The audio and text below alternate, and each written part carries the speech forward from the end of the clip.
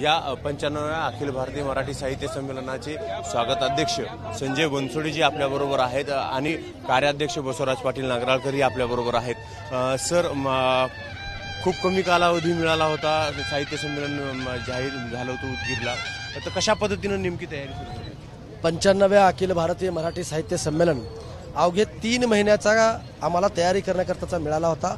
पण महाराष्ट्र उदयगिरी महाविद्यालय चे सर्व पदाधिकारी आणि त्यात प्रामुख्याने त्यांचे कार्याध्यक्ष बसवराज पाटील नागराळकर साहेबांनी जीवाचं रान करून 3 महिन्यामध्ये हे अतिशय चांगल्या पद्धतीचं साहित्य संमेलन या ठिकाणी आयोजित केलं।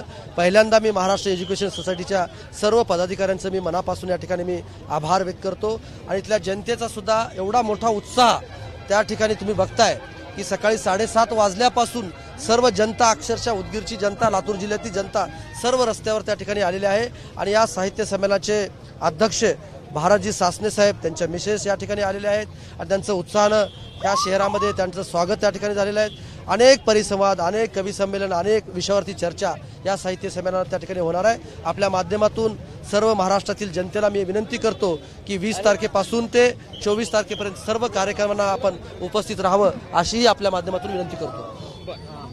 नूतन संमेलना अध्यक्ष आहेत आपल्याबरोबर भारतजी सासने सर। सर, कशा पद्धतीचा उत्साह आहे? आता ग्रंथदिंडीचं पूजन झालेलं आहे, ग्रंथदिंडी मी उत्साह पाहतो, या ठिकाणी खूप आनंदाचं वातावरण आहे। अशाच पद्धतीनं हे संमेलन पार पडेल अशी मला अपेक्षा आहे। आनंदाने या ठिकाणी सगळे एकत्र आलेले आहेत आणि मला असं सांगण्यात येतं आहे की विक्रमी गर्दी होईल। त्याचं कारण असं की लातूरमध्ये हे पहिल्यांदा होतं आहे साहित्य संमेलन आणि लातूरमध्ये हे पहिल्यांदा होत असल्यामुळे लातूर आणि परिसरातल्या सर्वच मराठी माणसांची अतिशय उत्साहाने या ठिकाणी सहभाग राहणार आहे। तर हा सहभाग बघितल्यानंतर मला आनंद आहे।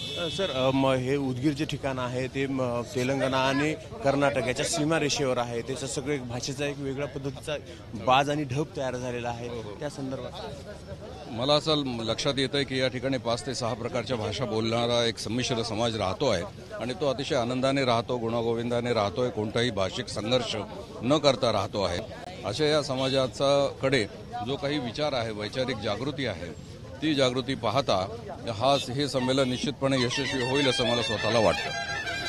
धन्यवाद। आता आपल्याबरोबर कार्याध्यक्ष बसवराजजी पाटील नागराळकर आहेत आणि त्यांच्याकडून जाणून घेऊयात की सर, कशा पद्धतीचं सगळी तयारी, ग्रंथदिंडीमध्ये नेमके काय काय सहभाग? ग्रंथदिंडीचं एक वैशिष्ट्य आहे, नवरंगाची तुम्हाला दिंडी दिसेल आणि याच्यामध्ये वयाच्या 90 वर्षापासून ते लहान बाळापर्यंतची लोक सहभागी स्वयंस्फूर्तपणाने झालेत। या दिंडीचा नवरंगाचा अर्थ असा आपले सर्व मिक्स समाज, स्तर, भाषा, सीमाभाग याचा विचार करून या सगळ्या गोष्टीचे अत्यंत तुम्ही थोडा आणखीन पुढे गेलात, जिल्हा परिषदच्या ग्राउंडवर हजारो विद्यार्थी तिथे थांबलेले आहेत आणि गावातली वृद्ध सगळी मंडळी एकत्र जमा झाली। अशा पद्धतीनं ही अत्यंत एक संदेश द्यायचा, ग्रंथ वाचन किती महत्त्वाचं आहे, पुढच्या पिढीने केवळ मोबाईलच्या नादाला न लागता त्यांचा उत्साह वाढवण्यासाठी ही ग्रंथदिंडी एवढ्या मोठ्या प्रमाणात काढवली, ही त्याचं मुख्य वैशिष्ट्य आहे। कमी कालावधी होता, मोठ्या प्रमाणात तयारी केलेली आहे, रिस्पॉन्स कसा मिळेल, प्रतिसाद कसा मिळेल? सुरुवातीला वाटलं, पण उदगीरकरांचा, लातूर जिल्ह्याचा इंटरेस्ट बघितला तर खात्री वाटली की 95 पर्यंतच्या नंबर 1 मध्ये आमचे उदगीरकर आणि लातूरकर राहतील याची खात्री वाटली। म्हणूनच 3 महिन्यामध्ये जे शक्य नाही ते सगळं उदगीरकरांनी करून दाखवलं।